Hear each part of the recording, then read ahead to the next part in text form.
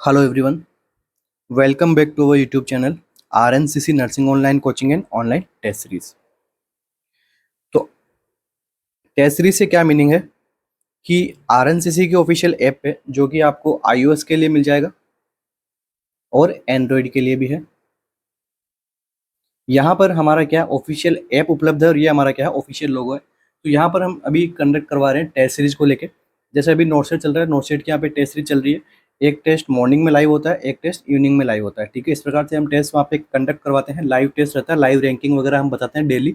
उसके बाद में आपके अपकमिंग एग्जाम जैसे KGMU का आपके अपकमिंग एग्जाम आ रहा है। ठीक है, किंग जॉर्ज मेडिकल यूनिवर्सिटी काफ़ी अच्छी पोर्ट्स वगैरह है। ठीक है, तो इनका एग्जाम आ रहा है, तो इनकी भी टेस्ट सीरीज हमने वहाँ पे शुरू करवा रखी है। बच्चों ने एनरोलमेंट किया है जो KGMU एग्जाम दे रहा है। तो आप अगर कोई ड्यू है, करना चाह रहा है ज्वाइन, तो आप एक बार जरूर कंसिडर कर सकते हैं। और एक साइड में हमारा क्या है, आप सभी को पता है, यूट्यूब चैनल है। यहाँ पर हम क्या करवाते हैं, डेली बेसिस के ऊपर हम MCQ सेशन लेके आ रहे हैं आप सभी के लिए। और एक से बेहतरीन एक सेशन रहता है अपना। ठीक है, जैसे बच्चों के फीडबैक आ रहे हैं उसको देख के ये लग रहा है कि काफ़ी अच्छा रिस्पॉन्स मिल रहा है हमें बच्चों से। ठीक है, वो समझ रहे हैं, वो नए नए टॉपिक सीख रहे हैं जो एग्जाम में पूछे पूछे भी जाते हैं और पूछे जाने की संभावनाएं हैं। तो MCQ सारे ही अपकमिंग एग्जाम्स के लिए इंपॉर्टेंट है। तो जो भी बच्चे न्यू ऐड हो रहे हैं यहाँ पे, लाइक शेयर एंड सब्सक्राइब कर लीजिए। ठीक है, और ऑल बटन पे आप क्लिक कर दीजिए, क्योंकि ऑल बटन पे करने से ये है कि आपके पास में हर नोटिफिकेशन मिलेगा जो भी यहाँ पर जो पोस्ट होगा, चाहे वो कम्युनिटी पोस्ट हो चाहे डेली वीडियोज हो। ठीक है, तो आज का सेशन जो अपना रहेगा वो अगेन नोट सेट मेंस को लेके होगा, जिसके अंदर हम कुछ इंपॉर्टेंट इमेज बेस MCQ देखेंगे। ठीक है, इमेज बेस अगर एग्जाम में पूछते हैं तो आपको डायरेक्ट इमेज बेस देखने को मिल सकती है। बाकी इमेजेस बेस मैंने लास्ट नोट सेट के टाइम पे करवा दी है, उसका एक अलग से पूरा प्लेलिस्ट बनाया हुआ है, आप वहाँ पे जाके देख सकते हैं। ठीक है, आज कुछ अलग से इमेज बेस है जो बच गई थी या फिर जो आने की संभावना उनकी है। एनाटॉमिकल पोजिशंस के बारे में मैंने आपको समझाया है, एक्सरेज के बारे में मैंने आपको थोड़ा बहुत यहाँ पे बताया। तो ये आपके लिए इंपॉर्टेंट रहेगा। तो शुरू करते हैं आज के अपने सेशन को बिना किसी देरी के। शुरू करते हैं आज के अपने सेशन को। काफ़ी इम्पोर्टेंट सेशन रहने वाला है आज का। ठीक है, रिपीटेड MCQs, जो प्रीवियस MCQs एग्जाम के अंदर रिपीटेड होते हैं, वो MCQs हम देखने वाले हैं। देखिए, विच structure is palpated in the given image. इस इमेज के अंदर आपको देखिए कि जो एग्जामिनर है वो एक स्ट्रक्चर को पाल्पेट कर रहा है। तो वो कौन सी स्ट्रक्चर है, कौन सी जगह को पाल्पेशन कर रहा है। देखिए, anterior tibial artery, posterior tibial artery, plantar artery, malleolar artery, या फिर dorsal pedis artery.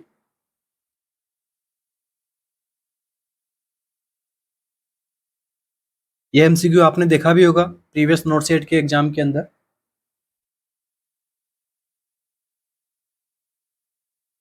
Which structure is palpated in the given image. तो देखिए, आज का जो सेशन रहेगा, अब आपके एग्जाम के बहुत ही कम दिन बचे हुए हैं। ठीक है, तो मैंने कुछ MCQs बनाए हुए हैं, तो मैं चाहता हूँ कि उनको एग्जाम से पहले पहले आप सभी को कवर अप करवा दूँ, उन MCQs को एक बार समझा दूँ। ठीक है, ज़्यादा डिस्कशन नहीं करेंगे, बस फास्ट फॉरवर्ड की स्पीड से अपन चलते हुए आंसर देखेंगे क्या होता है, क्यों होता है, ज़्यादा डीप में नहीं जाएंगे। ठीक है, डीप में जाने के लिए नोट सेट के बाद में अपन फिर से अपनी क्लासेस रेगुलर चलाएंगे, टॉपिक वगैरह देखेंगे। ठीक है, तो देखिए ये जो स्ट्रक्चर है यहाँ पे, ये किसकी स्ट्रक्चर है, आंसर क्या रहेगा अपना यहाँ पे, ऑप्शन नंबर बी। इसे हम क्या कहते हैं, पोस्टीरियर टीबियल आर्टरी।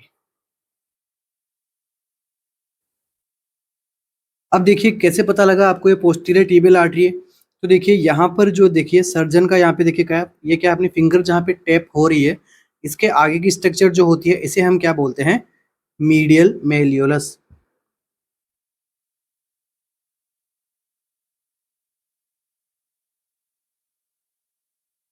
तो मीडियल मेलियोलस के बिहाइंड यहाँ पे देखो ये टेपिंग कर रहा है।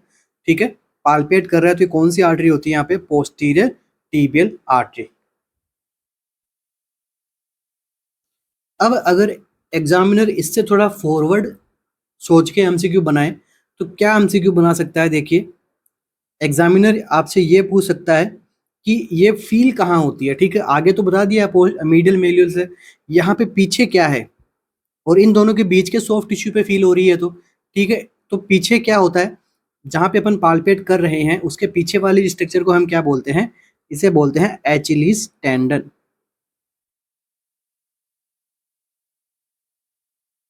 ठीक है, और इन दोनों के बीच में क्या रहता है, अपना सॉफ्ट टिश्यू रहता है। इस सॉफ्ट टिश्यू के अंदर आपको जो आर्टरी फील होती है ये होती है posterior tibial artery. Image base के अंदर आपका एमसीक्यू बन सकता है, थियोरिटिकल या फिर सिनेरियो इससे नहीं बनेगा। ठीक है, चलिए नेक्स्ट एमसीक्यू, ज़्यादा डिस्कशन नहीं करेंगे। Identify the arrow marked structure. यहाँ पर देखिए आपको एक एरो दिखाई दे रहा होगा। ठीक है, ये जो एरो यहाँ पे दिखाई दे रहा है ये कौन सी स्ट्रक्चर है, यहाँ पे मिड ब्रेन, पोन्स, मेडुला या फिर थैलेमस हाइपोथैलेमस वाली स्ट्रक्चर है। क्या होगा अपना आंसर, ये जो एरो बनाया हुआ है ये कौन सी स्ट्रक्चर है।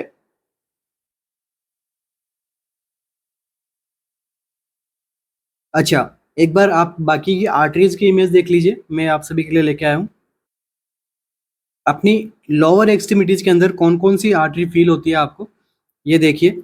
सबसे पहले यहाँ पर देखिए, ये जो पर्सन खड़ा है यहाँ पर सबसे पहले ऊपर की साइड में जो आर्टरी फील हो रही है ये कौन सी है, फिमोरल पल्स यहाँ पे वो देख रहा है। ठीक है, फिमोरल आर्टरी एक्सेस कर रहा है वो। इसके बाद में बिहाइंड द नी कौन है, यहाँ पे पॉप्लिटियल पल्स असेस कर रहा है। ठीक है, पाल्पेटिंग लोअर एक्सट्रीमिटी पल्सेस। ठीक है, यहाँ पे क्या है, पोस्टीरियर टिबियल पल्स है। ठीक है, यहाँ पे क्या है, मिडिल मेल्यूलस, ये क्या है, एचिलीज टेंडन, और ये क्या कर रहा है, डोर्सल पेडिस पल्स। ठीक है, डोर्सल पेडिस आर्टरी को यहाँ पे एसेस कर रहा है। ठीक है, ये अपनी क्या कहाँ रहती है, सुपीरियर सरफेस पे रहती है। ठीक है, लोअर एक्सट्रीमिटी की पल्सेस के बारे में इन्हीं से एमसीक्यू बनता है एग्जाम में। बाकी तो आप हैंड वगैरह की, नेक वगैरह की तो आराम से सभी पता लगा सकते हैं। तो चलिए वापस आते हैं इस एमसीक्यू पे। Identify the arrow marked structure. ये जो आपको एरो दिख रहा है ये स्ट्रक्चर कौन सी है, मिड ब्रेन, पोन्स, मेडुला या फिर थैलेमस हाइपोथैलेमस। तो ये देखिए, ये जो आपको स्ट्रक्चर यहाँ पे दिखाई दी गई है ये स्ट्रक्चर किसकी है, ये है पोन्स की। ठीक है, आपको थोड़ा ब्रेन का एनाटॉमिकल स्ट्रक्चर एक बार आपको जरूर देखना है, हो सकता है एग्जामिनर पूछ ले, क्योंकि ये जो एमसीक्यूज हैं एनाटॉमी इनकी इतनी डिफाइन करके कोई पढ़ाता नहीं है कोचिंग्स के अंदर, जहाँ तक मुझे लगता है। ठीक है, बस बता देते हैं कि हाँ भाई पोन्स यहाँ पे होता है, बस इमेजनरी बता के हमें काम निकाल देते हैं। ठीक है, तो इसको भी देखना जरूरी है। ठीक है, तो एज है, क्योंकि अभी एम्स कैसा हो गया, एडवांस हो गया, पुराने तरीके से वो एमसीक्यू नहीं पूछ रहा है आप सभी से। ठीक है, तो देखिए ये किसका स्ट्रक्चर है, यहाँ पे पोन्स का। अभी देखिए आपके सामने एक इमेज दिखाई दे रही होगी आप सभी को, ये जो इमेज है ठीक है किसकी है, सबसे पहले यहाँ पे कौन सी स्कैन, सीटी स्कैन है या एमआरआई की स्कैन है, ये आपकी एमआरआई की स्कैन है। उसके अंदर इस प्रकार का इमेज बनता है ब्रेन का। ठीक है, तो देखिए यहाँ पे क्या एनाटॉमिकल पार्ट्स बताए गए हैं, और इसके बारे में मैंने आपसे एमसीक्यू पूछा था, तो ये क्या था आपका, पोन्स। ठीक है, पोन्स के ऊपर क्या रहता है, हाइपोथैलेमस। ठीक है, यहाँ का अगर आपको एरो बना के पूछ ले तो वो क्या रहता है, हाइपोथैलेमस।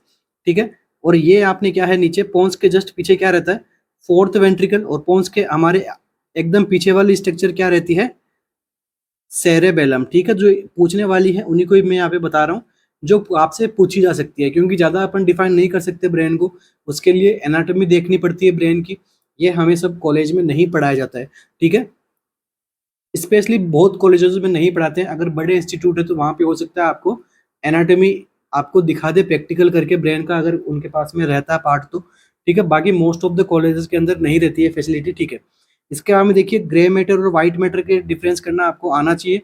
नेक्स्ट आपसे वो पूछ सकता है हाइपोथैलेमस के पास में क्या रहता है, थैलेमस रहता है। ठीक है, और बॉडी ऑफ कॉर्पस कैलोसम के बारे में आपको पता होना चाहिए, और लेटरल वेंट्रिकल और थर्ड वेंट्रिकल के बारे में आपको जानकारी होनी चाहिए। ठीक है, नेक्स्ट आपसे वो पूछ सकता है एग्जाम में एमसीक्यू कोडेड न्यूक्लियस के बारे में, इंपॉर्टेंट है। ठीक है, थैलेमस के आगे क्या प्रेजेंट रहता है, कोडेड न्यूक्लियस।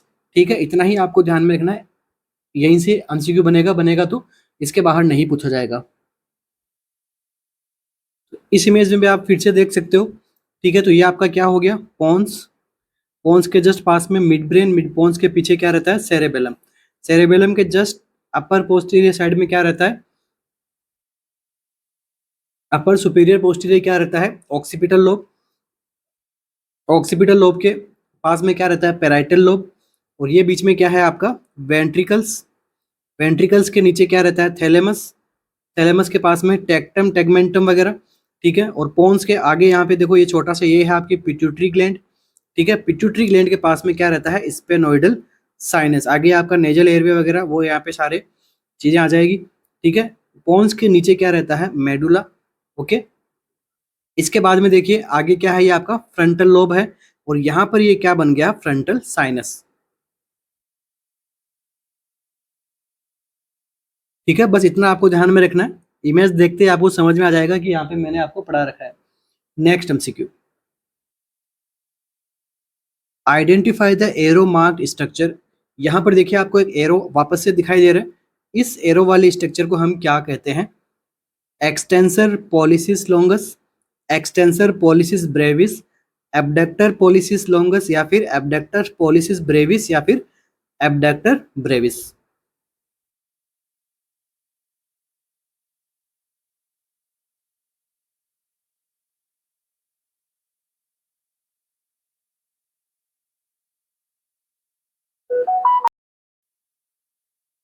क्या रहेगा अपना आंसर?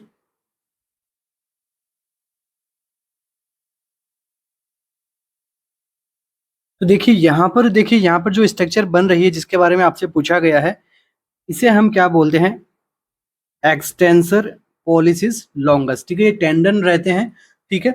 और ये जो आपको यहाँ पे गड्ढा जैसा आपको स्ट्रक्चर दिखाई दे रही है, इसे हम क्या बोलते हैं, स्नफ बॉक्स,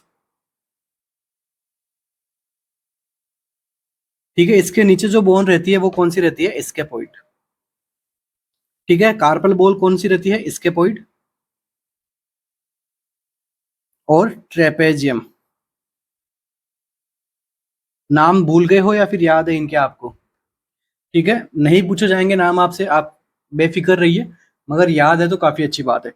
अभी देखिए इसके सराउंडिंग, ये मैंने आपको टेंडेंस के बारे में क्यों बताया, क्योंकि ये एमसीक्यू भी पूछा हुआ है, एक बार जिपमेर में पूछा गया था आपको ये एमसीक्यू, ठीक है। वहां पर इमेज नहीं बताई थी, ये बताया था कि स्नफ बॉक्स का फ्लोर कौन बनाता है, इसकी बाउंड्रीज से लेके एमसीक्यू आया था, ठीक है। इसकी बाउंड्रीज से लेके एमसीक्यू आया था, तो हमारे लिए इंपॉर्टेंट बन जाता है बाउंड्रीज को लेके, क्योंकि एम्स हर बार कुछ ना कुछ न्यू एमसीक्यूज लेके आ रहा है आप सभी के लिए, आप सभी ने देखा होगा, ठीक है। तो देखिए ये जो इमेज आपके सामने यहाँ पे दिखाई दे रही है आप सभी को, यहाँ पर अच्छे से इसके बारे में मैंने आपसे पूछा था कि ये क्या इमेज है, इसे हम क्या बोलते हैं, ठीक है। तो ये क्या है, tendon of extensor policy longus, ठीक है। ये क्या है, टेंडन होता है जो आगे तक अपनी कार्पल मेटाकार्पल्स को यहाँ पे कनेक्ट करने में काम आता है, ठीक है। और यहाँ पर देखिए जो यहाँ पे बॉक्स जैसी स्ट्रक्चर बन रही है, इसे हमने क्या नाम दिया, एनाटोमिकल स्नफ बॉक्स, ठीक है। और ये फ्लोर इसका कौन बनाता है, tendon of abductor pollicis longus and extensor pollicis Brevis, ठीक है। ये यहाँ पे इसका फ्लोर बनाते हैं, ठीक है। रूफ कौन बनाएगा, tendon of extensor pollicis longus. इसके बारे में बस एक बार एमसीक्यू आया हुआ है तो आपको पता होना चाहिए, इसे हम क्या बोलते हैं, स्नफ बॉक्स बोलते हैं, ठीक है। नीचे यहाँ पे कौन सी बोन रहती है, स्केपॉइड और trapezium. Next MCQ, which joint helps in supination and pronation movement, which joint help in shows movement, ठीक है। कुछ नहीं है, आपको आपका अपना जो हैंड उसको आपको देखना है, एक बार उसको पाम साइड से देखना है, एक बार उसको पोस्टीरियर साइड से देखना है, ठीक है, डोर्सल साइड से देखना है। और आप जो ये मूवमेंट कर पा रहे हो सुपिनेशन एंड प्रोनेशन का, तो इसमें कौन सा जॉइंट आपकी हेल्प करता है, ये आपसे पूछा गया है, ठीक है। ये वाला है सुपिनेशन और ये वाला है प्रोनेशन, ठीक है। हैंड को प्रोन करते हैं, प्रोन पोजिशन वगैरह लेते हैं, आप सभी को पता होगा। देखिए कौन सा जॉइंट यहाँ पे हेल्प करेगा, pivot joint, saddle joint, ellipsoid joint, या फिर हिंज जॉइंट, या बॉल एंड सैकेट। क्या होगा आंसर यहाँ पे?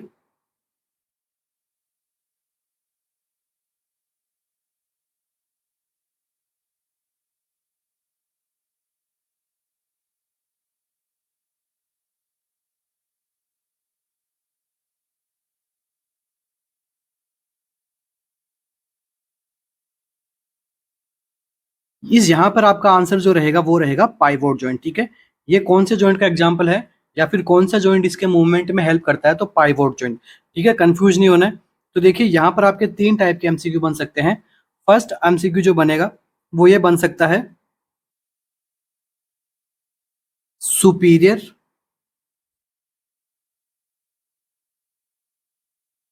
Radio ulnar joint. कौन सा जॉइंट यहाँ पे रिस्पॉन्सिबल रहता है? तो पाइवोट जॉइंट।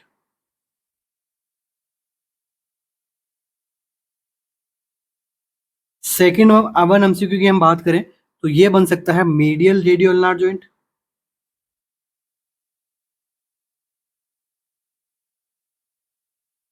तो यहां पर जो जॉइंट आता है वो उसका क्या कैटेगरी रहती है? सिंडेस्मोसिस जॉइंट।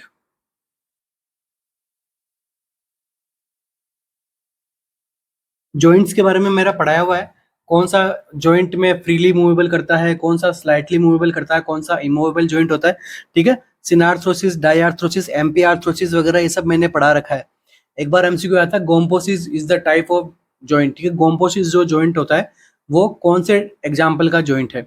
पता हो तो आपको कमेंट बॉक्स में बताइए मुझे। सब पढ़ा रखा है मैंने आपको। अभी जैसे आपका अभी बस मैंने बताया आपको कि एमसीक्यूज देखने वाले हैं ज्यादा से ज्यादा, तो बस वही मैं आपको बता रहा हूँ। थर्ड वन यहां से एमसीक्यू बनेगा, इंफीरियर रेडियो अल्नार जॉइंट, जिससे आप क्या कर पा रहे हो? हैंड का प्रोनेशन सुपिनेशन कर पा रहे हो। तो यहां पर भी क्या टाइप का जॉइंट रहता है? Pivot joint. तो तीन टाइप के एमसीक्यूज बन सकते हैं एग्जाम के अंदर। ठीक है, next, what is the vertebral level of the red coloured plane in the image? ये यहाँ पर देखिए, एक यहाँ पे आपको इमेज दिखाई दी गई है और यहाँ पर अलग अलग वर्टिकल प्लेन यहाँ पे बनाए गए हैं।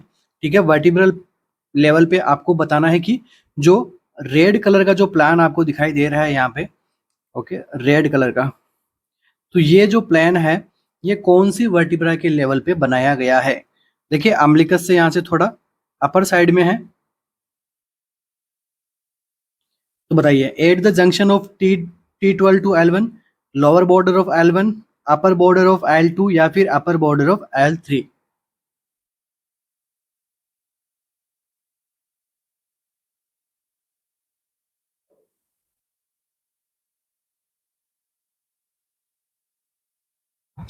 तो क्या रहेगा अपना यहाँ पे आंसर? तो देखिए, यहाँ पर आपसे पूछा गया है कि what is the vertebral level of the red colour plain in the image. आपको जो इमेज दिखाई दी गई है, तो जो रेड प्लेन यहाँ पे दिखाई दे रहा है, तो ये कौन से वर्टिब्रा के लेवल पे प्लान बना हुआ है? तो देखिए, यहाँ पर दो टाइप के प्लान है। एक आपको प्लान यहाँ पे दिख रहा होगा वर्टिकल, वर्टिकली यहाँ पे लाइंस ड्रॉ आपको दिखाई दे रही है, और एक आपको लाइंस ड्रॉ दिखाई दे रही है हॉरिजॉन्टली। वर्टिकल प्लेन हमेशा कहाँ पे रहेगा? मिड क्लेविकुलर लाइन पे।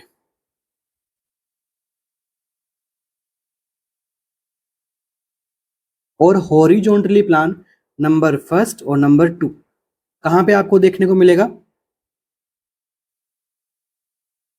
फर्स्ट वाला जो है वो कहाँ पे देखने को मिलेगा? सब कोस्टल प्लेन। इसको हम क्या बोलेंगे? सब कोस्टल प्लेन। और ये कहाँ पे होता है? वर्टिब्रा के लेवल पे कहाँ पे होता है? At upper border of L3 vertebra. जो लोअर वाला प्लान है इसे हम क्या बोलते हैं? Trans tubercle plane. Trans tubercular plane. और ये यहाँ पे कहाँ पे देखने को मिलता है? At upper border of L5 vertebra. ठीक है, तो फर्स्ट वाला कौन सा हो गया? सब कोस्टल प्लान, और सेकंड वाला कौन सा हो गया? Trans tubercle plane. तो अब आप आराम से बता पाओगे कि ये जो फर्स्ट वाली जो आपको इमेजिनरी लाइन आपको यहाँ पे ड्रॉ दिखाई दी है, इसका आंसर क्या होगा? तो अपना आंसर ऑप्शन नंबर डी यहाँ पे क्या रहेगा? करेक्ट रहेगा। डी में क्या बताया गया है? अपर बॉर्डर ऑफ L3।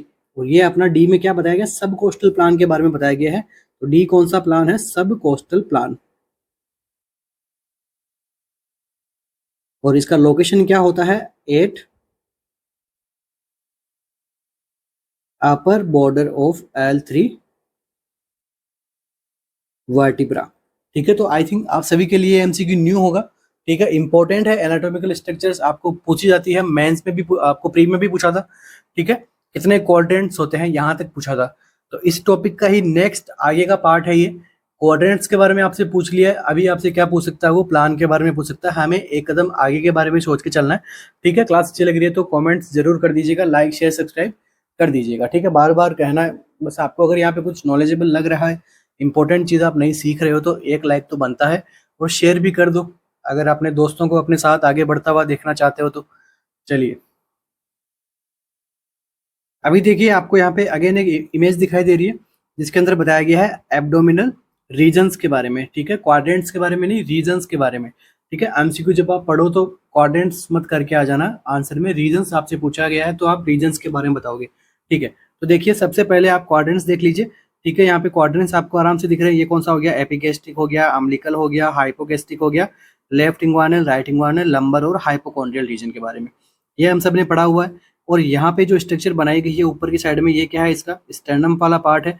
अब देखिए मैंने आपको दो प्लान बताए थे, एक होता है सबकोस्टल प्लान और एक होता है ट्रांस ट्यूबरकल प्लान।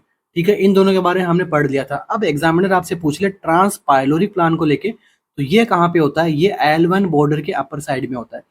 ठीक है, जो आपका पाइलोरस वाला जो पार्ट रहता है, ये यहाँ पर जो है वो, अगर इमेजिनरी लाइन आपसे पूछे तो आपका आंसर क्या जाएगा?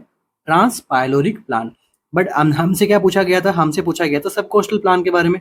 अपना आंसर क्या करेक्ट जाएगा? ऑप्शन नंबर डी वाला। ठीक है, जिसके अंदर L3 अपर बॉर्डर L3 वाला, अपना आंसर क्या जाएगा यहाँ पे? नेक्स्ट एमसीक्यू अपना, a patient presented in emergency department with cause of respiratory distress and cough. उसको क्या हो रहा है? रेस्पिरेटरी डिस्ट्रेस हो रहा है, कफिंग हो रहा है। Steeple sign was found on X-ray, what would be the next step of management? X-ray में क्या मिला उसको? Steeple sign. ठीक है, तो अभी उसका नेक्स्ट मैनेजमेंट ऑफ स्टेप क्या रहेगा? Antibiotics, humidified oxygen with analgesia, humidified oxygen with steroid, या फिर oxygen and antibiotics.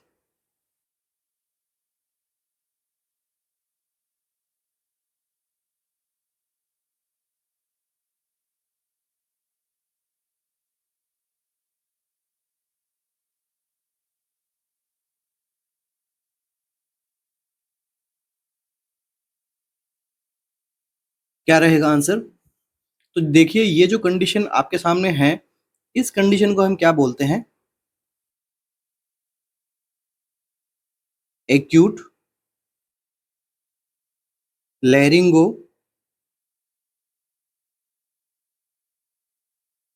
ट्रेकियोब्रोंकाइटिस। Emergency condition होती है ये भी, इसी को ही हम क्या बोलते हैं? कॉर्प।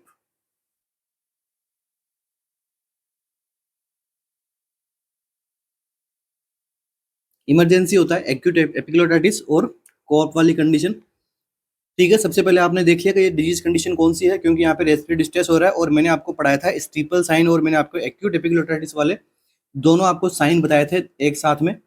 तो स्टीपल साइन किस में होता है? कॉर्प के अंदर होता है। मैंने आपको इस प्रकार की एक इमेज बना के आपको मैंने बताई थी। ठीक है, ये कौन सा रहता है? स्टीपल साइन आपके अपर एयरवे के अंदर। पॉजिटिव एजेंट क्या रहते हैं इसके? कोज क्या है इसका? कोज होता है इसका पैरा इन्फ्लुएंजा वायरस।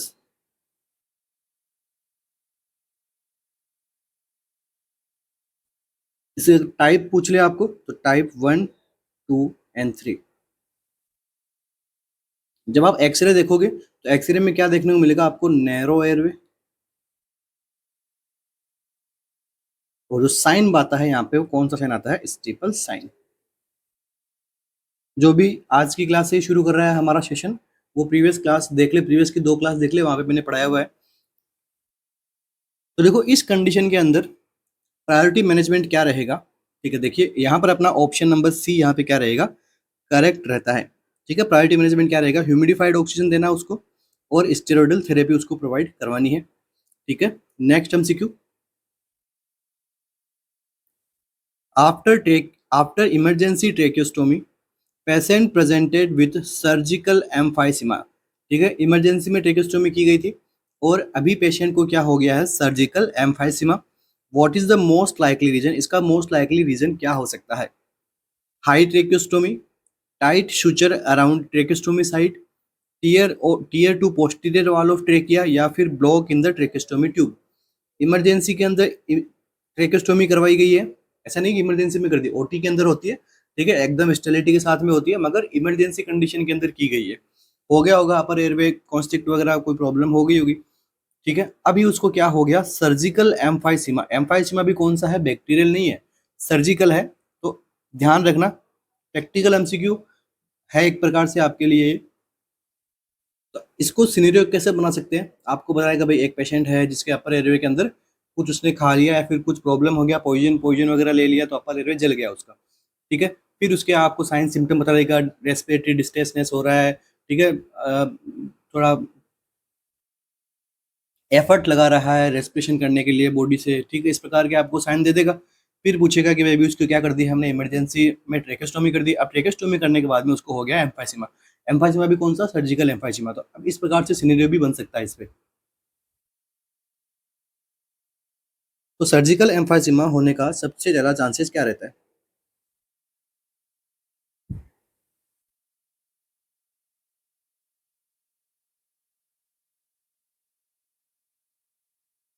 तो इसका जो आंसर रहेगा वो रहेगा ऑप्शन नंबर बी, क्योंकि सर्जरी से रिलेटेड प्रॉब्लम हुई है, मतलब आफ्टर सर्जरी प्रॉब्लम हुई है उसके। तो क्या इसका क्या आंसर होता है, टाइट सुचर अगर लगा देते हैं ट्रेकेस्टोमी की साइट पे, तो उससे क्या होता है, एयर ट्रैप्ड हो जाती है अंदर, ठीक है, बाहर नहीं निकल पाती है, जिससे कि वो क्या हो जाता है, एम्फाइसीमा कोज कर देती है। Next MCQ, bluish sclera with following presentation as shown in found in, ठीक है। ब्लूइस स्क्लेरा आपको यहाँ पे दिखाई दी गई है, ठीक है। कौन से प्रेजेंटेशन के अंदर आपको ये दिखाई देगी, ठीक है, वायरल केरेटाइटिस, फंगल केरेटाइटिस, बैक्टीरियल केरेटोसिस या फिर एक्हांथामोबिया केरेटाइटिस।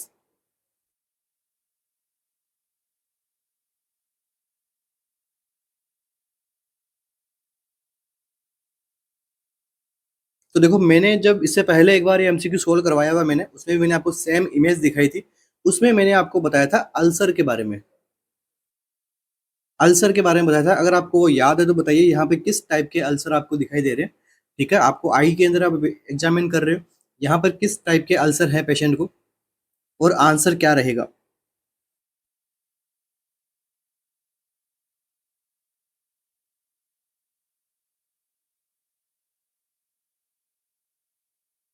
इस अल्सर को जो हम कहते हैं ये होता है डेंड्राइटिक अल्सर। ये अल्सर कौन सा है, डेंड्राइटिक अल्सर। आपके लिए इमेज में थोड़ा बड़ा कर देता हूँ, ठीक है। अल्सर क्या है, ये डेंड्राइटिक अल्सर। जो अपने डेंड्राइट्स होते हैं नर्वस सिस्टम में, उस प्रकार का आपको देखो स्ट्रक्चर यहाँ पे दिखाई दे रही है ना। तो ये अल्सर कौन सा हो गया, डेंड्राइटिक अल्सर। अब बात करते हैं कि इस अल्सर की होने की वजह से यहाँ पे क्या देखने को मिलता है, जो कॉर्नियल सेंसेशन होते हैं वो कैसे हो जाते हैं, डिक्रीज हो जाते हैं इस कंडीशन में।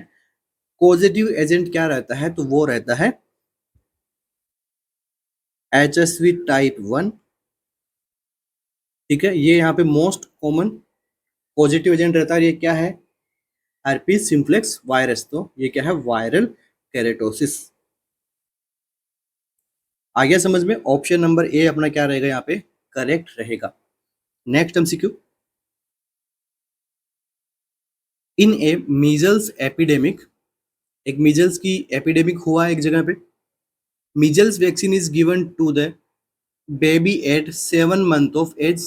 तो एपिडेमिक के टाइम पे बेबी को क्या करवाया गया था, मीजल्स का वैक्सीनेशन किया गया था। बेबी कितना है अभी, 7 मंथ ऑफ एज है। Next dose of measles vaccine is given है। अब नेक्स्ट डोज आप कब दोगे, 9 मंथ पे, booster at 9 month, booster at 1.5 year, या फिर एट प्री स्कूल एज। क्या रखोगे अपना आंसर यहाँ पे।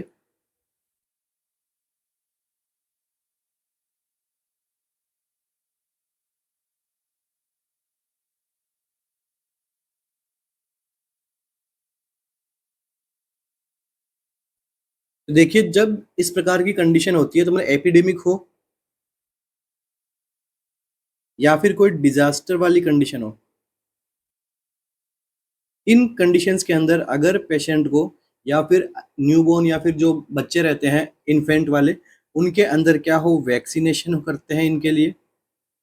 अगर जैसे मीजल्स वैक्सीन का टाइम कब होता है, 9 मंथ का होता है, हमने कब लगा दी, 7 मंथ की लगा दी, क्योंकि डिजास्टर हो गया, एपिडेमिक हो गया। तो इस प्रकार की वैक्सीनेशन को यहाँ पे हम क्या बोलेंगे, 0 डोज वैक्सीनेशन। ये लगाना जरूरी था प्रोफाइलैक्सिस के लिए कि भाई ताकि उसको हो ना जाए मीजल्स। ठीक है, तो ये कौन सी होगी, 0 डोज हो गई मीजल्स की। अब पूछ रहा है आपसे कि नेक्स्ट डोज कब लगेगी। नेक्स्ट डोज लगेगी 9 मंथ पे। आपको रूटीन इम्यूनाइजेशन फॉलो करना है, इसलिए आपका आंसर भी क्या रहेगा, 9 मंथ। नेक्स्ट एमसीक्यू,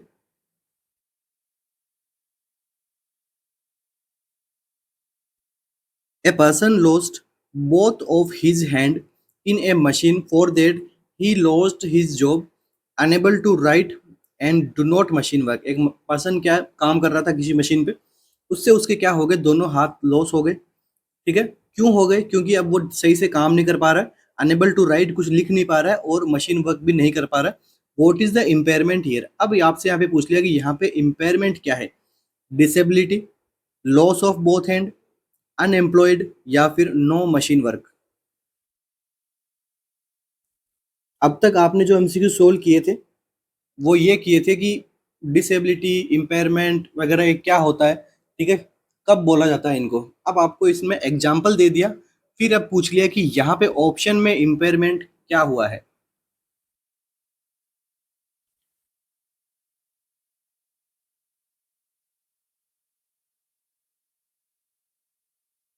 तो देखो, इसे समझने से पहले, ये भी मैंने टॉपिक करवा रखा है पहले, बट अभी नोटसेट वाली क्लासेस, मेंस की क्लासेस में ये टॉपिक मैंने टच नहीं किया था, इसलिए एक बार वापस से आपके सामने इस टॉपिक को हम सोल्व कर रहे हैं।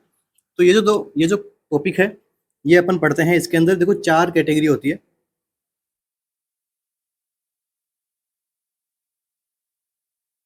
डिजीज से लेके हैंडीकैप होने की। कौन सी, डिजीज से लेके हैंडीकैप। सबसे पहले किसी पर्सन को क्या होगा, डिजीज होगा। उसके बाद में क्या आएगा, इम्पेयरमेंट। इम्पेयरमेंट के बाद में क्या आता है, डिसेबिलिटी। डिसेबिलिटी के बाद में क्या आता है, हैंडीकैप। ठीक है, ये फॉर्म रहता है। इसी को डायरेक्ट एग्जाम में पूछते हैं कि इनका सुव्यवस्थित करो, ठीक है, एकदम करेक्ट मैनर के अंदर इनको अरेंज करो। ये भी एमसीक्यू पूछा रहता है, तो ये भी आप ध्यान में रखो, डिजीज, इम्पेयरमेंट, डिसेबिलिटी और हैंडीकैप। सबसे पहले देखो डिजीज क्या है। ठीक है, डिजीज का मतलब हो गया एनी अबनॉर्मल कंडीशन,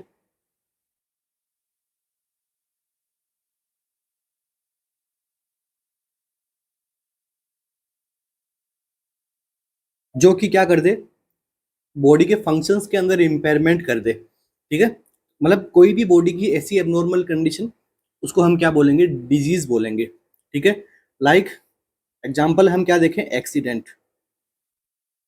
एक्सीडेंट हो गया मतलब एक डिजीज कॉज हो गई उसके, फ्रैक्चर भी हो गया, तो वो क्या है, एक प्रकार की डिजीज है इस टॉपिक के अंदर। अब बात करते हैं इम्पेयरमेंट। इम्पेयरमेंट क्या होता है, एनी लॉस और एबनॉर्मलिटी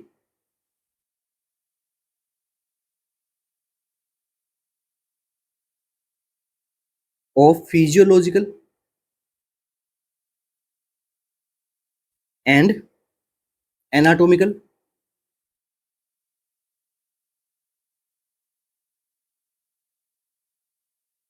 या फिर एनाटोमिकल स्ट्रक्चरल। ठीक है, डिजीज की वजह से इम्पेयरमेंट आया। इम्पेयरमेंट क्या है कि कुछ भी बॉडी का या तो फिजियोलॉजिकल लॉस हुआ है, या फिर बॉडी का एनाटॉमिकल लॉस हुआ है, तो इसे हम क्या बोलेंगे, इम्पेयरमेंट। यहाँ से आपको क्या पूछा, इम्पेयरमेंट के बारे में पूछा है, तो यहाँ पे इम्पेयरमेंट क्या है, बॉडी का एनाटॉमिकल लॉस हो रहा है। यहाँ पे लॉस ऑफ बोथ हैंड, तो आपका आंसर क्या करेक्ट होगा यहाँ पे, लॉस ऑफ बोथ हैंड क्या है, इम्पेयरमेंट है। आइए समझ में, इस प्रकार से आपको अपना करेक्ट आंसर चूज करना है। अब देखिए क्या है डिसेबिलिटी। डिसेबिलिटी का क्या मतलब हो गया, एनी टाइप ऑफ रेस्ट्रिक्शन। वो पर्सन क्या हो गया, डिसेबल्ड हो गया, to perform activity, any restriction to perform activity. इसे हमने क्या कर दिया, डिसेबिलिटी, और डिसेबिलिटी की वजह से वो क्या हो गया, अनएम्प्लॉयड। समझने के लिए बता रहा हूं, अनएम्प्लॉयड हो गया। तो अब अगर इन चारों ऑप्शंस को हम इस एमसीक्यू में देखें, तो देखिए इसमें डिजीज क्या है सबसे पहले तो। डिजीज क्या है, ये क्या हुआ, उसके एक्सीडेंट ही हुआ है, ठीक है, एक प्रकार का एक्सीडेंटल ट्रॉमा हुआ है उसको, ट्रॉमा में क्या चले गए, हाथ चले गए, तो डिजीज क्या है इसमें, एक्सीडेंट। इम्पेयरमेंट का मैंने आपको बता दिया, लॉस ऑफ हैंड्स, इम्पेयरमेंट में क्या आ जाएगा, लॉस ऑफ हैंड, इस एमसीक्यू में सोल्व करवा रहा हूँ। लॉस ऑफ हैंड उसका क्या हो गया, इम्पेयरमेंट हो गया। डिसेबिलिटी में क्या हो गया, कैनॉट वर्क, या फिर मशीन वर्क वो नहीं कर पा रहा है, उसकी वजह से उसको क्या कर दिया है, a person loss both of hand, loss his job, job को लॉस्ट कर दिया, मतलब वो क्या हो गया, हैंडीकैप हो गया। ठीक है, तो इस प्रकार से हम इनको यहाँ पे समझाते हैं, एग्जाम में एमसीक्यू भी बनता है और डायरेक्ट पूछ सकते हैं, एग्जाम्पल दे के पूछ सकते हैं आप सभी से, तो उसके लिए प्रिपेयर रहिए। नेक्स्ट एमसीक्यू अपना, a post menopausal female presented to OPD with sudden abrupt swelling of metacar metatarsophalangeal joint। ठीक है, एक पोस्ट मिनोपेजल फीमेल है जो क्या ओपीडी में आया है, ठीक है, आई है सॉरी। सडन एब्रप्ट यहाँ पे स्वेलिंग देखने को मिली है, कहाँ पे, मेटाटार्सोफेरेंजियल जॉइंट में, after consumption of alcohol in party last night, जब वो एल्कोहल कंजप्शन कर रही है, उसके बाद लास्ट नाइट जब उसने एल्कोहल कंजप्शन किया तो उसके क्या हो गया, कुछ टाइम बाद में, या फिर आप कह सकते हो नेक्स्ट डे उसके क्या हो गया, स्वेलिंग देखने को मिली, और मेटाटार्सोफेरेंजियल जॉइंट में यहाँ पे स्वेलिंग देखने को मिली। देखिए, physician on duty prescribed medicine for the same. अब फिजिशियन ने क्या किया, उसके लिए मेडिकेशन प्रिस्क्राइब कर दी। Which of the following enzyme would have been inhibited in treating the condition. अब कौन से एंजाइम को यहाँ पे इनहिबिट करना पड़ेगा ताकि इस कंडीशन को ट्रीट किया जा सके। ऑप्शन देखिए, जैंथिन ऑक्सीडेज, थायमिडाइलेट सिंथेसिस, HGPRT, या फिर एडिनोसिन डायएमिनेज। कौन से एंजाइम को यहाँ पर इनहिबिट करना पड़ेगा ट्रीटमेंट के लिए।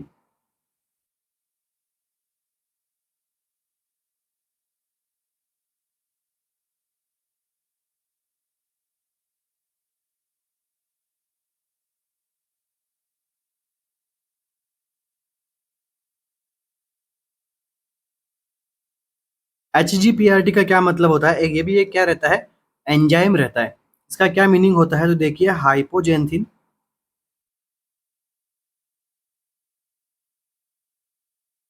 गुआनिन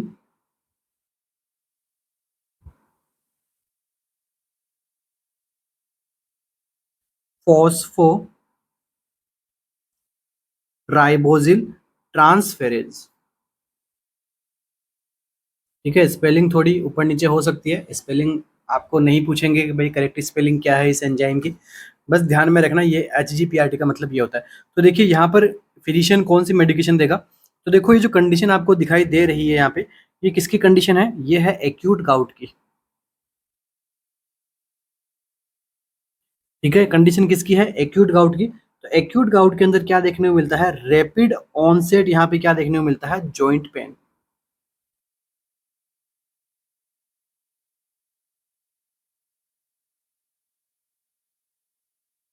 और वो भी कितने टाइम के अंदर, विद इन 24 आवर्स। ठीक है, विद इन 24 आवर्स यहाँ पे पेशेंट का जो पेन है वो शुरू हो जाएगा और काफी पीक हो जाएगा, मतलब काफी ज्यादा हो जाएगा यहाँ पे। इस कंडीशन को हम बोलते हैं क्या, एक्यूट गाउट। अब एक्यूट गाउट को ट्रीटमेंट करने के लिए हम क्या करेंगे, ड्रग देते हैं। वो कौन से एंजाइम इनिबिटर होती है, option number A, xanthine oxidase inhibitor, यहाँ पे ड्रग को हम क्या करेंगे, प्रोवाइड करवाएंगे। ठीक है, आंसर क्या रहेगा हमारा, ऑप्शन नंबर ए।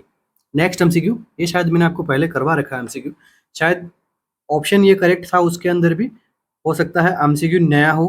ठीक है, मगर ऑप्शन जैंथिन ऑक्सीडेज उसके अंदर भी एक करेक्ट आया था, मुझे याद है, कोई बात नहीं। नेक्स्ट एमसीक्यू आपका,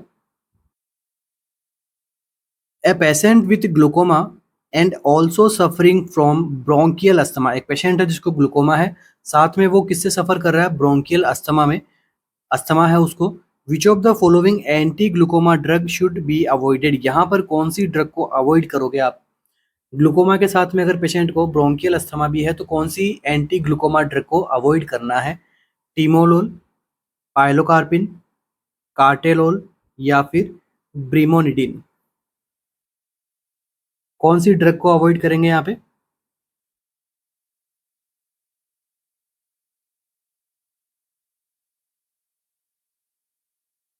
तो देखिए इसमें से जो एक ड्रग है उसका एक्शन क्या है, ब्रोंकोस्पाज्म। तो यहाँ पर ब्रोंकियल अस्थमा है, वहाँ पे ऑलरेडी जो एयरवे है वो नेरो है, और अगर हमने वो ड्रग दे दी तो वो क्या करवाएगी, ब्रोंकोस्पाज्म कराएगी, प्लस और क्या करवाएगी वो, हाइपोटेंशन। अब सभी के आंसर आ जाने चाहिए यहाँ तक, अभी भी नहीं आ रहा है, और साथ में ऐड कर दो स्लीप डिसऑर्डर, और क्या, फटीग, और ऐड कर दो कंजस्टिव हार्ट फेलियर, और ऐड कर दो second and third degree heart block, और ऐड करना है, और ऐड कर दो ब्रेडिकार्डिया। इतने साइन सिम्टम बता दिए मैंने आपको, एक ड्रग की वजह से इतने साइड इफेक्ट आ सकते हैं, तो कौन सी ड्रग होगी वो, जो एंटी ग्लूकोमा भी है, मगर अगर ये सारे कंडीशन अगर आपको ऑप्शन में दे दे, ब्रोंकियल अस्थमा ना देके, तब भी उसी को ही अवॉइड करना है, और आपकी ड्रग कौन सी है वो, बीटा ब्लोकर। तो बीटा ब्लोकर इन कंडीशंस के अंदर अवॉइड रहती है, मैंने ये पहले भी समझा रखा है, ठीक है। मेनोमिक बताया था मैंने आपको बीटा ब्लोकर का, वहां पर मैंने आपको अच्छे से बताया कि बीटा ब्लोकर के कौन कौन सी कंडीशन में हमें अवॉइड करना है, ठीक है। आंसर क्या रहेगा आपका, टिमोलोल। समझ गए क्यों करना है, क्योंकि क्या करवाती है, ब्रोंकोस्पाज्मा करवाती है, हाइपोटेंशन करवाती है, स्लीप डिसऑर्डर करवाती है, कंजस्टिव हार्ट फेलियर की कंडीशन में इसको नहीं देंगे हम, second degree third degree heart block के अंदर नहीं देंगे, ब्रेडिकार्डिया में नहीं देंगे, सीओपीडी वाले पेशेंट में नहीं। अब हम क्या करते हैं, इसको अवॉइड करते हैं। Next MCQ, a patient suffering from bronchial asthma comes to you in emergency department. All of the following drugs are treatment modalities in the management except। Bronchial asthma का पेशेंट है, आप इमरजेंसी डिपार्टमेंट में काम कर रहे हो, ठीक है, तो आपको ये पता होना चाहिए क्योंकि फार्मा हम भी पढ़ते हैं, ठीक है। तो फार्माकोलॉजी से काफ़ी एमसीक्यूज बनते हैं, डायरेक्ट ड्रग के बारे में पूछ लेते हैं, एमएसएन में डायरेक्ट फार्मा से टॉपिक डिजीज कंडीशन से लेकर ड्रग्स पूछ लेते हैं, साइकेट्रिक में पूछ लेंगे आपको, ठीक है। साइकेट्रिक की हम क्लासेस लूंगा मैं, आपके एक क्लास लूंगा जिसके अंदर अपन मोस्ट मोस्ट एमसीक्यू सोल्व करने की कोशिश करेंगे, जितना ज़्यादा होगा उतना, ठीक है। तो देखिए क्या पूछा है, a patient suffering from bronchial asthma comes to you emergency department, all of the following drugs are treatment modalities. तो देखिए ब्रोंकियल अस्थमा के लिए सारी ड्रग वो ट्रीटमेंट मोडलिटीज के अंदर आ रही है, एक को छोड़ के। ऑप्शन देखिए, IV hydrocortisone, nebulisation by salbutamol, oxygen therapy, IV magnesium sulphate.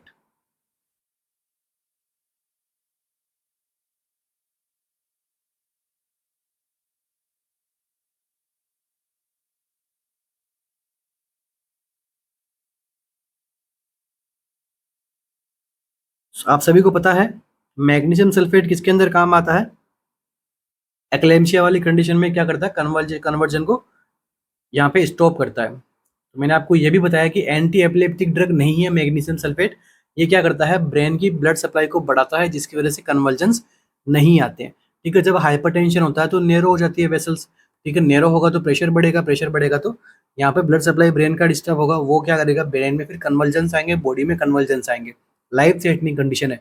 इसलिए वहां पर क्या करते हैं, MgSO4 पेशेंट को देते हैं, जिससे क्या होता है, वेजोडायलेशन होता है, ब्लड प्रेशर डाउन होगा, कन्वर्जन्स रुक जाएंगे। इसका मतलब ये नहीं कि किसी पेशेंट को कन्वर्जन आ रहे हैं तो आप उसको MgSO4 दे दो, ठीक है, ध्यान में रखना इस बात को। आंसर क्या करेक्ट रहेगा, मैग्नीशियम सल्फेट। नेक्स्ट एमसीक्यू,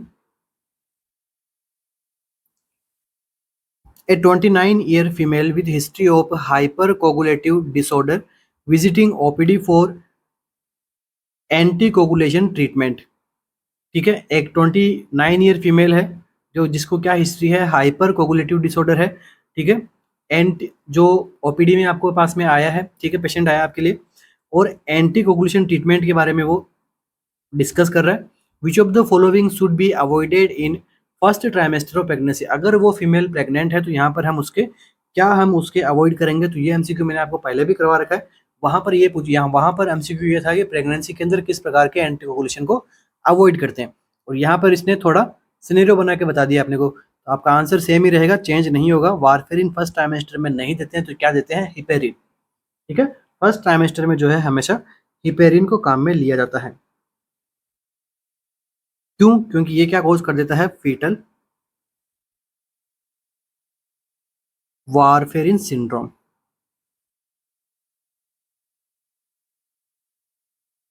कैसे मॉनिटर करोगे? पीटीआईएनआर से।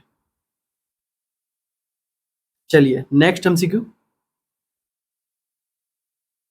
A patient suffering from neck and head cancer is planned to receive radiotherapy. Radiotherapy के लिए पेशेंट आया, पेशेंट को हुआ क्या है? हेड में और नेक में क्या है? कैंसर है। विच of the following anti cancer drug can result in increase risk of toxicity caused by radiation treatment. अब जब रेडियोथेरेपी करवाने के लिए आता है तो उसको रेडिएशन ट्रीटमेंट होता है, रेडिएशन जाता है बॉडी के अंदर। तो कौन सी ऐसी एंटी कैंसर ड्रग है वो क्या करता है? इंक्रीज कर देगी टॉक्सिसिटी को रेडिएशन ट्रीटमेंट के। साइक्लोफॉस्फेमाइड, सिस्प्लाटिन, बुस्फलाइन या फिर प्रोकार्बाजाइन।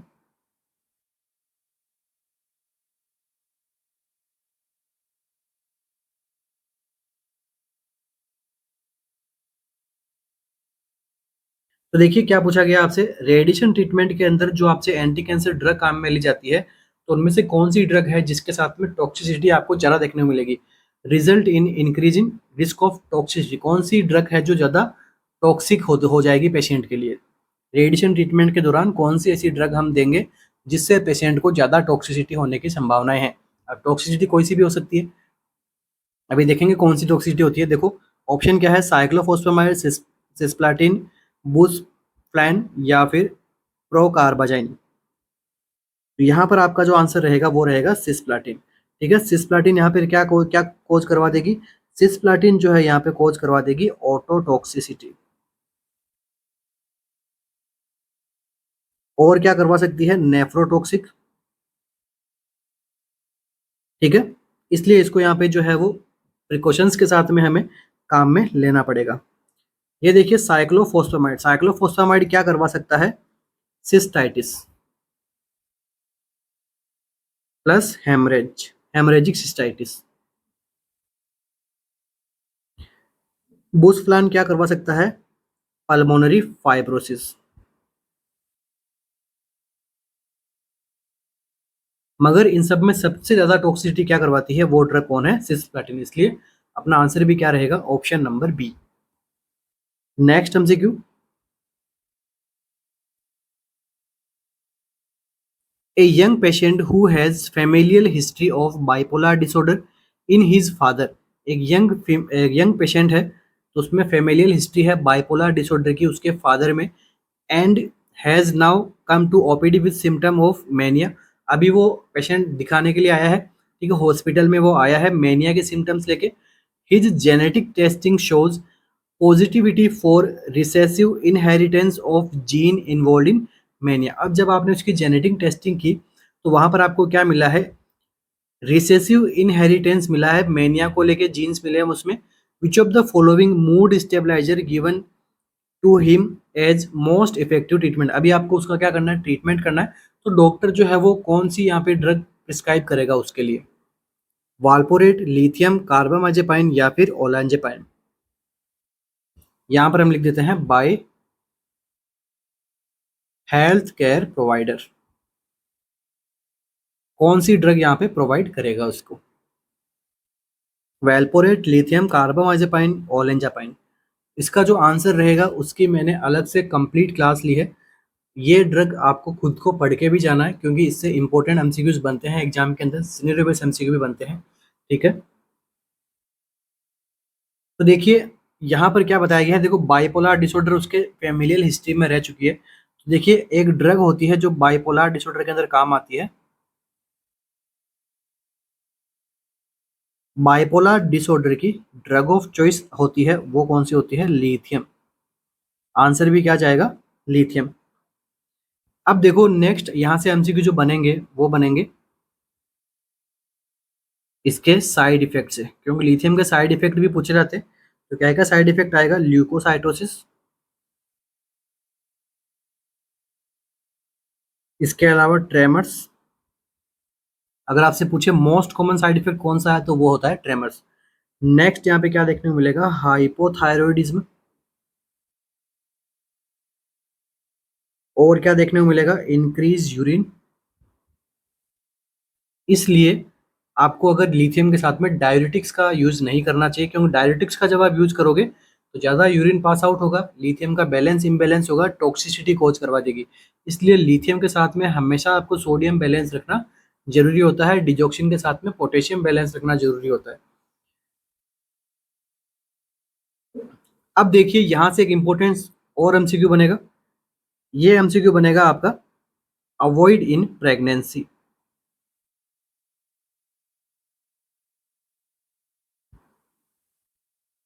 Lithium should be avoid in pregnancy. Lithium को क्या करना है, प्रेगनेंसी में हमें अवॉइड करना है। क्यों करना है, because it can cause Ebstein anomaly in baby. Babies में क्या कोज करवाता है, एब्स्टिन एनोमली कोज करवा देगा। इसलिए लिथियम हमें प्रेगनेंसी में कॉन्ट्रा इंडिकेट रखना है। बाद में इसकी जो वैल्यू वगैरह रहती है उन पे भी एमसीक्यू बनते हैं, और अकॉर्डिंग टू वैल्यू कितनी टॉक्सिसिटी हुई है वहां तक उस प्रकार से अपन ट्रीटमेंट मॉडलिटीज भी चेंज करते जाते हैं। लास्ट एकदम जब तक इसका जो लेवल काफ़ी हाई रहता है तब हम डायलिसिस भी करवाते हैं पेशेंट का। ठीक है, नेक्स्ट एमसीक्यू। और बाकी लिथियम के बारे में और आपको जानना है तो आप हमारे यूट्यूब चैनल के अंदर आप डायरेक्ट सर्च करोगे तो आपको मिल जाएगा। ठीक है, वहाँ पर थंबनेल बनाया हुआ है लिथियम से रिलेटेड, और शायद एक दो टॉपिक्स वहाँ और पढ़ाए हुए हैं। कंप्लीट लिथियम पढ़ाया हुआ है, एक भी एमसीक्यू उसके बाहर नहीं जाएगा। मैं आपसे प्रॉमिस करता हूँ कि लिथियम से बाहर एक एमसीक्यू नहीं जाएगा अगर लिथियम से पूछेंगे तो। Next MCQ, myasthenia gravis is which type of hypersensitivity reaction. Myasthenia gravis अगर किसी को हुआ है तो वहां पर उसमें क्या प्रकार की हाइपर सेंसिटिविटी रिएक्शन देखने को मिली है। आप सभी को पता है कि ये क्या है, एक ऑटो इम्यून प्रॉब्लम है। तो ऑटो इम्यून प्रॉब्लम के अंदर यहाँ पे क्या कौन सी हाइपर सेंसिटिविटी रिएक्शन देखने को मिली है, माइस्थेनिया ग्रेविस के अंदर।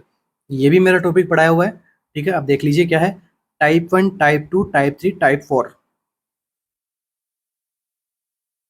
माइस्थेनिया ग्रेविस किस प्रकार की हाइपर सेंसिटिविटी रिएक्शन है।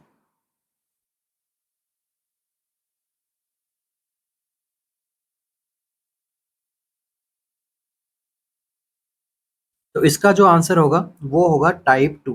ठीक है, टाइप 2 रिएक्शन होती है माइस्थेनिया ग्रेविस। तो और कौन कौन सी रिएक्शंस होती है और कौन कौन सी डिजीज कंडीशन है जो टाइप 2 होती है, तो इसका भी एक क्या है, मेनोमिक है।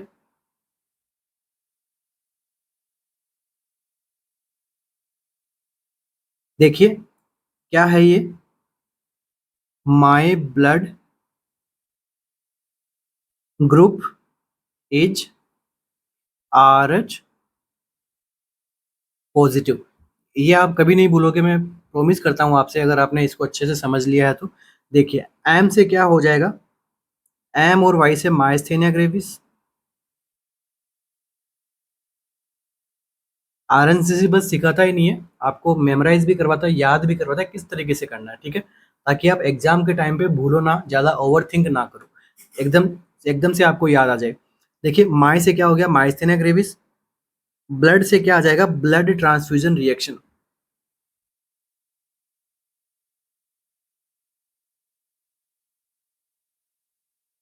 एमसीक्यू पूछ लिया आपसे कि ब्लड ट्रांसफ्यूजन जो रिएक्शन होती है वो कौन से टाइप की हाइपर सेंसिटिविटी रिएक्शन का एग्जाम्पल है, तो आपको पता है कि ये कौन सा एग्जाम्पल है, टाइप 2। ठीक है, टाइप 2 का मेनोमिक है ये। बाकी की हाइपर सेंसिटिविटी मैंने आपको पढ़ा रखी है, कौन कौन सी इसके अंदर अपने बॉडी के अंदर कौन कौन से फैक्टर्स होते हैं वो उनका लेवल बढ़ता है। जैसे एलर्जिक कंडीशंस के अंदर यूसिनोफिल्स वगैरह का लेवल यहाँ पे देखने को मिलता है। चलिए छोड़िए वो सब चीज़ें, पढ़ा रखा है मैंने, यहाँ पर फोकस करते हैं। जीपी से क्या मतलब है, गुड पास्चर सिंड्रोम।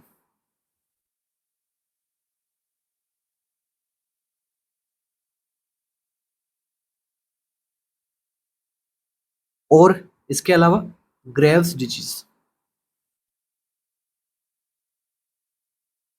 इज से क्या होता है, इज से क्या होता है, इंसुलिन डिपेंडेंट डीएम।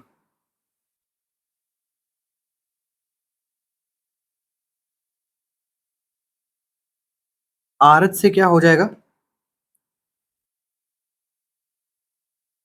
जो आरएच रिलेटेड यहाँ पे डिसऑर्डर्स होती है इसके अंदर न्यूबॉर्न्स के अंदर, और पॉजिटिव से क्या हो जाएगा,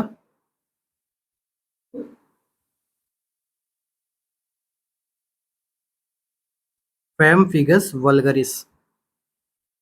तो ये प्रॉब्लम्स होती है type 2 hyper sensitivity reaction category के अंदर, ये इसको इंक्लूड किया जाता है। चलिए नेक्स्ट एमसीक्यू आपका, ज़्यादा डिस्कशन नहीं करूंगा।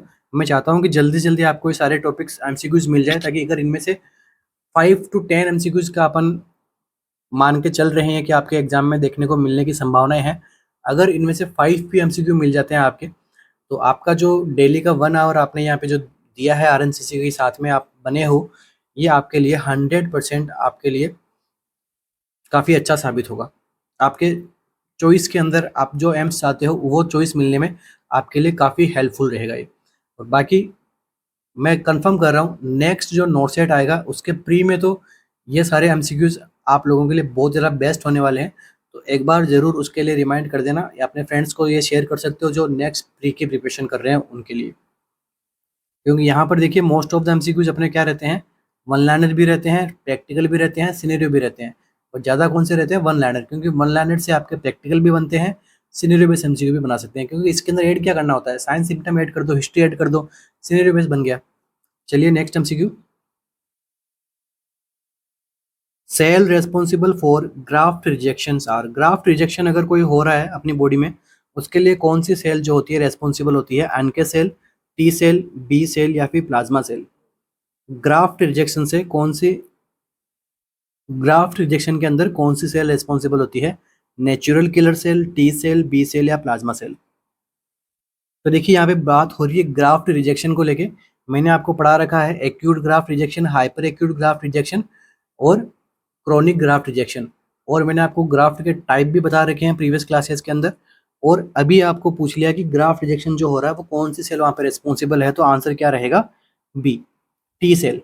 टी सेल यहाँ पे रेस्पॉन्सिबल होती है। ठीक है, नेक्स्ट एमसीक्यू,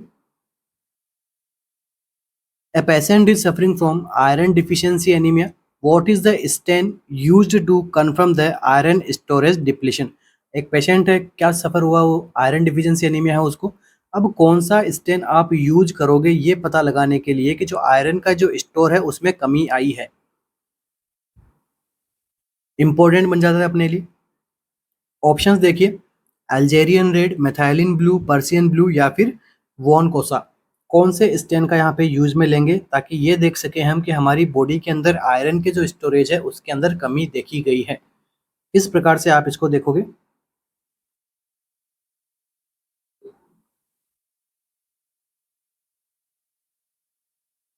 तो देखो इस स्टेन का जो दूसरा नाम होता है वो क्या है, पर्ल,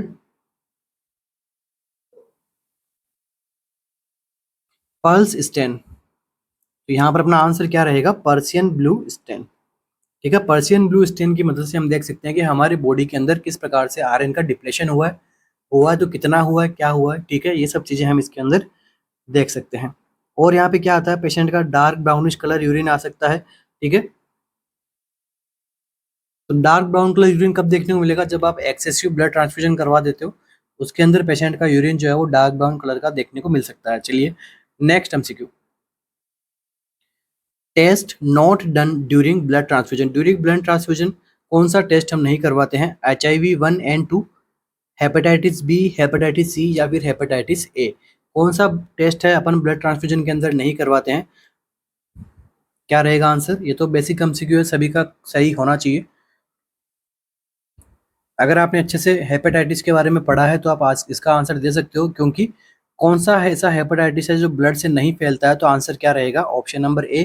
क्योंकि ऑप्शन नंबर ए में क्या है, हेपेटाइटिस ए है जो किससे फैलता है, फीको ओरल रूट से।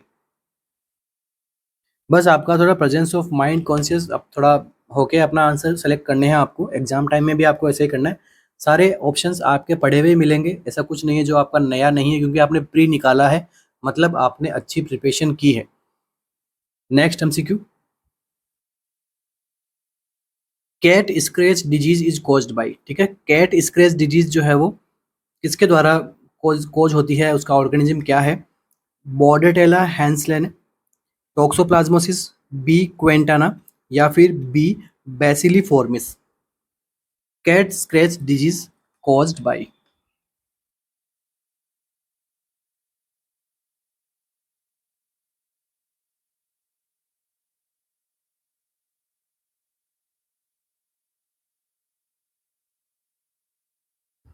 यहाँ पर जो आंसर रहेगा वो रहेगा बोटेलिना हैंसले। ठीक है, क्या रहेगा अपना आंसर? बोटोनेला हैंसले। डिस्कशन नहीं करूंगा कैट्स के डिजीज क्या रहते हैं, आप गूगल कर सकते हो, एमसीक्यू पूछा हुआ है एक बार। ठीक है, और साथ में जिन पेशेंट्स को एचआईवी वगैरह होता है उनमें ये ऑर्गेनिज्म ज्यादा यहाँ पे कोज करवा देता है, क्या? Cat scratch disease. इसके अलावा देखो यहाँ पे दो नेम आपको और मिला है, क्वेंटेनाटा और बेसिलिफॉर्म्स, इनसे भी एमसीक्यू बना हुआ है। तो देखो, बी क्वेंटेनाटा, आपने एक प्रॉब्लम का नाम सुना होगा, उसे हम बोलते हैं ट्रेंच फीवर। तो ये क्या करता है? बी क्वाइंटाना जो ऑर्गेनिज्म होता है ये कौन सी फीवर को कोज करता है? ट्रेंच फीवर को। और बी बेसिलिफॉर्मिस जो होता है ये कौन सी फीवर को कोज करता है? ओराया फीवर। चलिए next MCQ. Which of the following is used in blood splashes? Blood splashes अगर हो जाता है, ठीक है, ब्लड वगैरह कहीं गिर जाता है फ्लोर पे हॉस्पिटल्स के अंदर, तो वहां पे कौन सा इसका यूज में लिया जाता है? Isopropyl alcohol, phenol, sodium hydrochloride या फिर हाइड्रोजन पेरोक्साइड?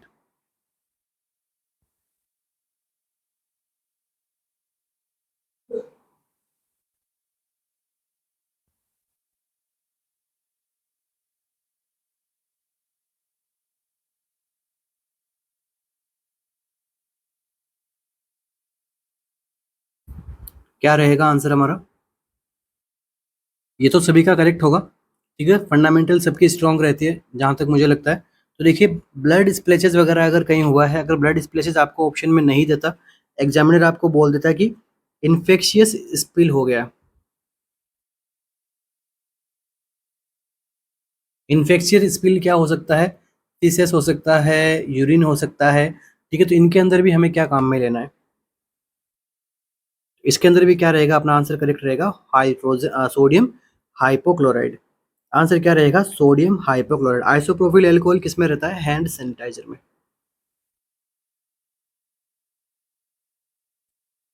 ठीक है, next MCQ. A diabetic patient present in ward with pain in nose and black disfiguration of maxillary sinus. What is the most likely cause? देखो, एक patient है, diabetic patient है, जो ward में आया है एडमिट होने के लिए। उसके क्या है? नोज के अंदर पेन है। ठीक है, फर्स्ट सिनेरियो। सेकंड सिनेरियो क्या है? Black disfiguration of maxillary sinus. आपने जब उसका मैक्सिलरी साइनस देखा, उसका कलर कैसा हो गया? ब्लैकिश कलर हो गया। What is the most likely cause? यहाँ पर उसका मोस्ट लाइकली कोज क्या है?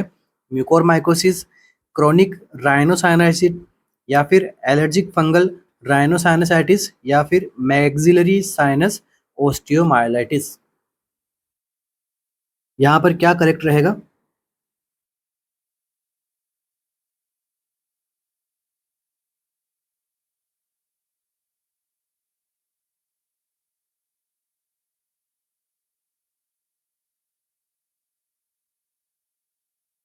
तो देखो, अगर कोई पेशेंट डायबिटिक है तो साथ साथ में वो क्या रहेगा? इम्यूनो सप्रेसिव भी रहता है। मोस्ट प्रोबेबली उसका इम्यूनिटी भी डाउन रहता है, तभी तो उसके जो वुंड वगैरह है वो प्रॉपर तरीके से हील नहीं हो पाते हैं। ठीक है, हम सब पढ़ते हैं कि जो डायबिटिक पेशेंट रहते हैं उनके जो घाव होते हैं वो जल्दी नहीं बढ़ते हैं। ठीक है, क्यों नहीं बढ़ते? क्योंकि उनकी इम्यूनिटी वीक रहती है, और भी बहुत सारे फैक्टर्स काम करते हैं। ब्लड शुगर रहता है, वो बैक्टीरिया को ज़्यादा यहाँ पे एक्यूमुलेशन करने का काम करता है। जहाँ पर शुगर ज़्यादा होगी तो बैक्टीरिया को खाने के लिए शुगर मिल जाएगी, तो वो भी अच्छे से अपने कॉलोनीज बना बना के रहेंगे। ठीक है, प्लॉट काट लेंगे। तो इसलिए क्या है कि जब डायबिटिक पेशेंट होता है तो उसके अंदर क्या होता है? एक फंगस का इन्फेक्शन होने का खतरा सबसे ज़्यादा रहता है। तो इसका आंसर क्या रहेगा? म्यूकरमाइकोसिस। क्या रहेगा करेक्ट आंसर? म्यूकरमाइकोसिस। तो म्यूकरमाइकोसिस जब होता है तो एक प्रकार का फंगल इन्फेक्शन है। ठीक है, इसके अंदर क्या होता है? ये नोज के द्वारा कहाँ चला जाता है? आईज में प्लस ब्रेन में, आई की ऑर्बिट के अंदर और ब्रेन के अंदर स्प्रेड हो जाता है। ठीक है, इसकी वजह से जो वहाँ का जो जगह है वो कैसी हो जाती है? ब्लैकिश हो जाती है। इसे हम क्या बोलते हैं? म्यूकोरमाइकोसिस। फंगल इन्फेक्शन होता है, और साथ में ये कोविड वाले पेशेंट्स के अंदर भी देखा गया था। क्यों? क्योंकि कोविड के अंदर पेशेंट ने क्या यूज में लिया था? स्टेरॉइड यूज में लिया था, और जिन्होंने स्टेरॉइड यूज लिया प्लस उनको क्या था, डायबिटिक मेलिटस था, उनमें क्या हो गया, म्यूकोरमाइकोसिस, बहुत ज़्यादा कंडीशन से ये देखने को मिलता था म्यूकोरमाइकोसिस। बहुत सारे पेशेंट्स देखे हैं हमने कोविड के टाइम पे। चलिए next MCQ, identify the fracture depicted in the image. इस इमेज के अंदर आपको कौन सा फ्रैक्चर दिखाई दे रहा है? ठीक है, ये जो इमेज आपके सामने है, कौन सा फ्रैक्चर दिखाई? सबसे पहले तो आप बताइए कि फ्रैक्चर है कहाँ पे इस इमेज के अंदर। अगर आप देख पा रहे हो तो फ्रैक्चर कहाँ दिख रहा है आपको? फ्रैक्चर दिख रहा है यहाँ पे। ये जो स्ट्रक्चर इधर देखो कंप्लीट बनी हुई है, मगर यहाँ पर ये क्या है, यहाँ पर ब्रोकन है यहाँ से। तो यहाँ पे कौन सा फ्रैक्चर है, ये किस टाइप का फ्रैक्चर हो गया है, ये आपको पता लगाना है। देखिए, blow out fracture, left out fracture, जार्जवे फ्रैक्चर या फिर ट्राइपोड फ्रैक्चर, ये कौन से फ्रैक्चर का एग्जाम्पल है?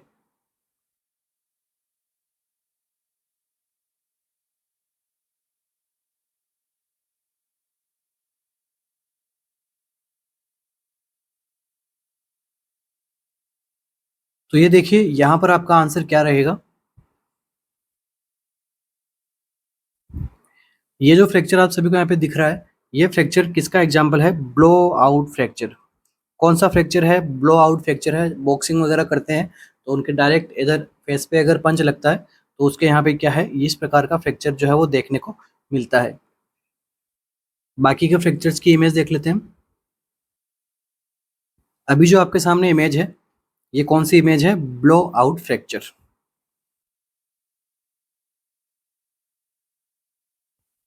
ठीक है, यहाँ से क्या हो गया, देखो एकाइमोसिस हो गया इस पेशेंट के, फ्रैक्चर हो गया था। तो ये जो इमेज आपको दिखाई दे रही है, ये है लेफ्ट फोर्ट फ्रैक्चर। फ्रैक्चर का ये निशान होता है। ये कौन सा फ्रैक्चर है? Left fort fracture, type first, type two, type three. ठीक है, टाइप फर्स्ट में क्या है, यहाँ पे मैक्सिला के अंदर फ्रैक्चर हो गया। ठीक है, मैक्सिला से लेके यहाँ तक इस वाले स्ट्रक्चर के अंदर, और टाइप थर्ड के अंदर मैक्सिलरो ऑर्बिटल यहाँ पे कैविटी के अंदर फ्रैक्चर हो गया।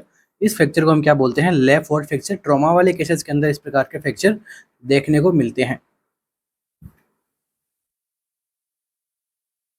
अभी जो इमेज आपको दिख रही है, ये कौन से टाइप का फ्रैक्चर है? ये है जार्जवे फ्रैक्चर। यहाँ पर क्या है, जो नेजल साइनस है उसका यहाँ पे क्या देखने को मिला? फ्रैक्चर देखने को मिला। नेजल के अंदर सेप्टल कार्टिलेज है, उसका यहाँ पे फ्रैक्चर देखने को मिलता है। डायरेक्ट अगर फ्रंट से हिट होता है पेशेंट, तब उसमें ये फ्रैक्चर देखने को मिलता है। नेक्स्ट बचता है अपना कौन सा? Tripod fracture.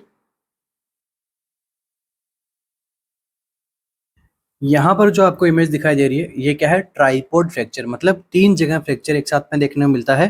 ठीक है, जाइगोमेटिक बोन के अंदर, ऑर्बिटल कैविटी के अंदर और टेम्पोरल बोन के अंदर। ठीक है, टेम्पोरल साइड के अंदर जो बोन रहती है वहां पर ये फ्रैक्चर देखने को मिलता है। ठीक है, इसे हम बोलते हैं ट्राइपोड फ्रैक्चर। तो इसी के साथ आज की क्लास को हम कंप्लीट करेंगे। काफ़ी इंपॉर्टेंट क्लास थी, और आ सकते हैं एग्जाम्स के अंदर। अभी जो हम यूट्यूब पे क्लासेस चला रहे हैं मेंस के लिए, आपको कंफर्म एमसीक्यूज मिलेंगे इन क्लास में से। अगर एम्स इस तरह के क्वेश्चंस को यहाँ पे अप्रोच करता है तो थैंक यू सो मच। बने रहने के लिए मिलते हैं अपने नेक्स्ट सेशन के अंदर, जिसके अंदर हम कोशिश करेंगे इंपॉर्टेंट एमसीक्यू के साथ साथ में कुछ साइकेट्रिक के एमसीक्यूज मैंने अभी तक अनटच रखे हुए हैं मेंस के लिए। तो अभी जैसे 2 दिन बचे हैं अपने पास में, तो इन 2 दिनों के अंदर हम क्या करेंगे, साइकेट्रिक के MCQ max to max solve करने की कोशिश करेंगे।